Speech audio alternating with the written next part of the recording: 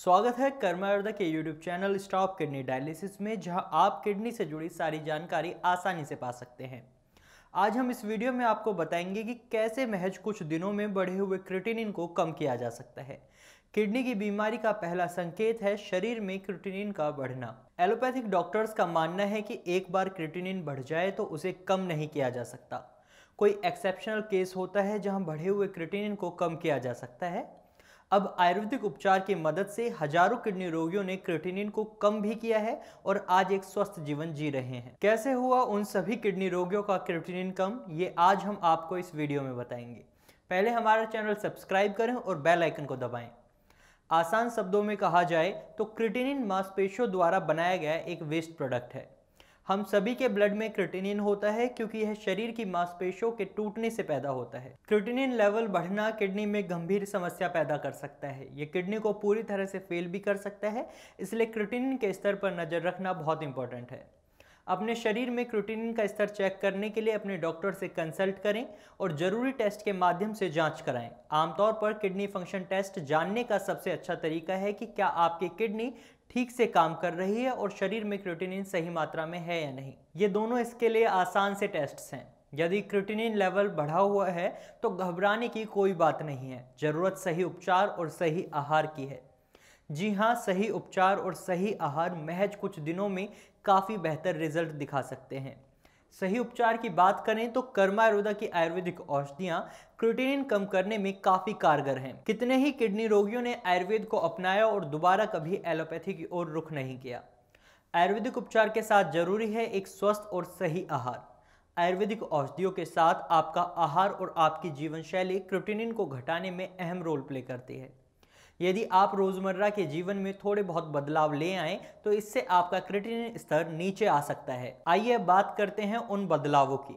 सबसे पहला है, आपको अपने फ्लूइड इंटेक यानी तरल पदार्थों के सेवन पर नजर रखनी है।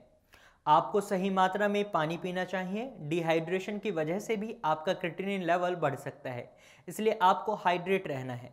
जब आपका शरीर डिहाइड्रेटेड रहता है तब शरीर में यूरिन भी कम बनता है, क्योंकि यूरिन के जरिए ही क्रिएटिनिन शरीर से बाहर निकलता है। ऐसे में यूरिन में कमी की वजह से इस टॉक्सिक का भी बाहर निकलना मुश्किल हो जाता है। वहीं दूसरी तरफ ज़्यादा पानी पीने की वजह से आपकी किडनी के फंक्शंस पर नेगेटिव इफेक्ट्स पड़ते हैं। इसलिए आप अपने डॉक्टर की सलाह से अपने लिए पानी की सही मात्रा का चयन करें और नियमित रूप से उतना ही पानी पिएं। अगला है, आप अपनी रेकलेस फिजिकल एक्टिविटीज़ पर जरा रोक लगाएं। जब भी आपका शरीर बहुत जोरदार या थका देने वाली एक्सरसाइज करता है तब ये काफ़ी तेज़ी से फूड को एनर्जी में कन्वर्ट करता है, जिसकी वजह से और ज़्यादा क्रिएटिनिन फॉर्म होता है और ब्लड में क्रिएटिनिन की मात्रा बढ़ जाती है। इसलिए कुछ दिन आपको ज़्यादा टायरिंग एक्सरसाइज से बिल्कुल परहेज करना है। हालांकि आप हाई इंटेंसिटी एक्सरसाइज की जगह पर लो इंटेंसिटी एक्सरसाइज चुन सकते हैं, लेकिन एक्सपर्ट्स की एडवाइस पर ही। रनिंग, वेट लिफ्टिंग, बास्केटबॉल खेलने के बजाय वॉक करें या योगा का अभ्यास करें। आप कुछ खास आसनों का अभ्यास कर सकते हैं जो किडनी के लिए फायदेमंद होते हैं, जैसे कि पश्चिमोत्तानासन, अर्धमत्स्येंद्रासन, भुजंगासन, सेतुबंद आसन। ये सभी आसन आपके बढ़े हुए क्रिएटिनिन को कम करने के लिए काफ़ी असरदार होते हैं। आप रोजाना करीब 20 से 30 मिनट तक योग करें, यह आपके लिए लाभकारी रहेगा। एक और जरूरी बात, आप अच्छी नींद लें। आप जब सोते हैं एक और जरूरी बात आप अच्छी नींद लें। जब आप सोते हैं तब आपके शरीर के ज़्यादातर फंक्शंस धीमे हो जाते हैं। इसमें शरीर का मेटाबॉलिज्म भी शामिल है, जिसकी वजह से किडनी और ज़्यादा स्ट्रेस में आ जाती है और किडनी की क्रिएटिनिन को फिल्टर करके बाहर निकालने की क्षमता कम हो जाती है। हर रात कम से कम 6 से 9 घंटे की नींद लिया करें, जिसमें 7 या 8 घंटे की नींद एक आइडल मानी जाती है। इसके अलावा नींद पूरी नहीं होने या नींद की कमी की वजह से आपके पूरे शरीर के ऊपर फिजिकल स्ट्रेस पड़ता है और फिर आपके इंटरनल ऑर्गन्स को भी ज़्यादा मेहनत करनी पड़ती है, जिसकी वजह से किडनी और ज़्यादा स्ट्रेस में आ जाती है, जिसकी वजह से किडनी की क्रिएटिनिन को फिल्टर करके बाहर निकालने की क्षमता कम हो जाती है। अब बात करते हैं एक पौष्टिक और सही आहार की। आपके लिए सबसे जरूरी है आप अपने आहार में कुछ बदलाव लाएं। तो बिना वक्त गवाए बात करते हैं क्या है क्रिएटिनिन घटाने के लिए सही आहार। सबसे पहले जरूरी है आपके भोजन में फाइबर की मात्रा का सही होना। आप ऐसे फलों और सब्जियों का सेवन करें जिनमें फाइबर की मात्रा अधिक हो, क्योंकि फाइबर के सेवन से शरीर में मौजूद वेस्ट बाहर निकाला जा सकता है। जब शरीर में वेस्ट कम होगा तो किडनी में सूजन के साथ साथ अल्सर या छाले बनने का रिस्क भी कम हो जाएगा। साथ ही किडनी और ब्लैडर के बीच में कोई ब्लॉकेज क्रिएट नहीं होगी। इसी तरह आपके भोजन में प्रोटीन की मात्रा भी सीमित ही होनी चाहिए। अधिक प्रोटीन आपकी किडनी पर दबाव बनाता है, आपके पाचन तंत्र को कमजोर कर सकता है। बस एक सीमित मात्रा में प्रोटीन लेना चाहिए। आपके लिए जरूरी है आप डॉक्टर की सलाह से अपने स्वास्थ्य के हिसाब से अपने लिए एक अच्छा डाइट चार्ट तैयार करें और प्रोटीन की सीमित मात्रा निर्धारित करें। आपको तले भुने खाने से सख्त परहेज करना चाहिए। ज्यादा तला या ज्यादा भुना हुआ खाना आपके शरीर में कोलेस्ट्रॉल बढ़ाता है, जिसकी वजह से आपके किडनी, आपके दिल और स्पेशली आपके ब्लड सर्कुलेशन पर खासा प्रभाव पड़ता है। ऐसे में आपको इसका खास ध्यान रखना चाहिए और आपका स्वास्थ्य भी बिगड़ सकता है। आपको तले भुने खाने से सख्त परहेज करना चाहिए। ज्यादा तला या ज्यादा भुना हुआ खाना आपके शरीर में कोलेस्ट्रॉल बढ़ाता है, जिसकी वजह से आपकी किडनी, आपके दिल और स्पेशली आपके ब्लड सर्कुलेशन पर खासा प्रभाव पड़ता है। ऐसे में आपका स्वास्थ्य बिगड़ सकता है। और सबसे इंपॉर्टेंट है, आप सोडियम की मात्रा अपने आहार में बिल्कुल कम कर दें। सोडियम अधिक होने से भी आपको परेशानियों का सामना करना पड़ सकता है। आपके आहार में ये कुछ बदलाव आपका क्रिएटिनिन काफ़ी इफेक्टिवली रिड्यूस कर सकते हैं। लेकिन जैसा कि वीडियो की शुरुआत में हमने आपको बताया था कि इन सब के साथ साथ जरूरी है एक बेहतर उपचार और एक अच्छे अनुभवी डॉक्टर की सलाह। आपकी अन्य बीमारियों की दवाएं भी किडनी पर दबाव डाल सकती हैं और क्रिएटिनिन बढ़ने का कारण बन सकती हैं। तो ऐसे में आप अपने डॉक्टर से कुछ खास दवाओं को रोकने या डोसेज कम करने के बारे में पूछें। कुछ दवाएं ऐसी भी मौजूद हैं जिनका सीधा संबंध हाई क्रिएटिनिन लेवल से होता है। अगर आपको पहले से ही किडनी प्रॉब्लम है तो फिर इब्यूप्रोफेन जैसी दवाओं को लेकर सावधान हो जाइए, क्योंकि अगर इन्हें रेगुलरली यूज़ किया जाए तो ये किडनी को और भी ज़्यादा डैमेज पहुंचा सकती हैं। वैनाडियम जैसे कुछ न्यूट्रिशनल सप्लीमेंट्स भी क्रिएटिनिन लेवल को बढ़ा सकते हैं और इसी वजह से इन्हें अवॉइड करना चाहिए। किसी भी मेडिसिन को बंद करने से पहले हमेशा अपने डॉक्टर से बात कर लेनी चाहिए। कर्मा आयुर्वेदिक आयुर्वेदिक उपचार आपके लिए सबसे बेहतर विकल्प है और जल्द से जल्द बढ़े हुए क्रिएटिनिन को कम करने के लिए कारगर भी है। महज कुछ दिनों में आपका क्रिएटिनिन कम हो सकता है अगर आप इस पर आयुर्वेदिक विकल्प को चुनते हैं और हमारे बताए गए सुझाव को अपनाते हैं।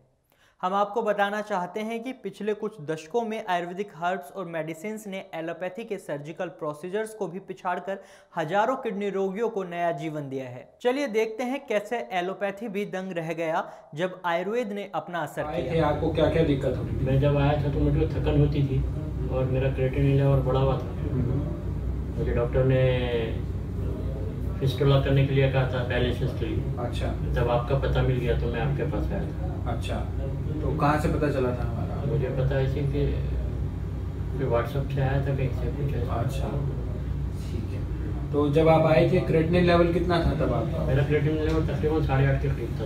8.5। तो तब आपको डायलिसिस वगैरह बोल दिया था? ठीक है। तो अभी कितना टाइम हो गया आपको इलाज शुरू करने? मेरे को 3 महीने पूरे हो गए आपके पास। अभी कितना है क्रिएटिनिन लेवल? अभी 5.5 है। 5.5। तो उस इन बिटवीन जैसे आपने मंथ ऑन मंथ कराया था, 8.5 के बाद कितना आया था? 8.5 के बाद मेरा 6.5 आया था। एक बार 7 आया था, एक बार 6.5 आया था। पिछले महीने में 6.5 था। अब 5.5 के आसपास है। ठीक है। यूरिया कम हो गया है। ये है इनकी रिपोर्ट्स जो लेटेस्ट हैं। इसके अंदर the creatinine level is 5.7 and urea is 62.1। 62.1 urea है। स्टार्टिंग में इनका यूरिया था 98, उसके बाद यूरिया डिक्रीज हुआ इनका 78 और अब जो है ये 62 के आसपास है। यानी कि ये रेगुलर और कॉन्स्टेंटली इम्प्रूव कर रहा है। तो जब आप आए थे क्या क्या आपको दिक्कत तकलीफें हो रही थी? दिक्कत तो नहीं होती थी, ऐसे पैरों पर हाथ पे सूजन लगती थी और थकन होती थी। थकन थोड़ी, अभी थकन कम होती है लेकिन सुबह में रहती है। ये मुझे स्वेलिंग रहती है। पैरों में सूजन हुई थी पहले? हाँ, पैरों में शुरू में थी सूजन। बहुत अच्छी बात है। जॉइंट पेन थोड़े से होते हैं। ठीक है, इसके लिए मैं हमें लागू।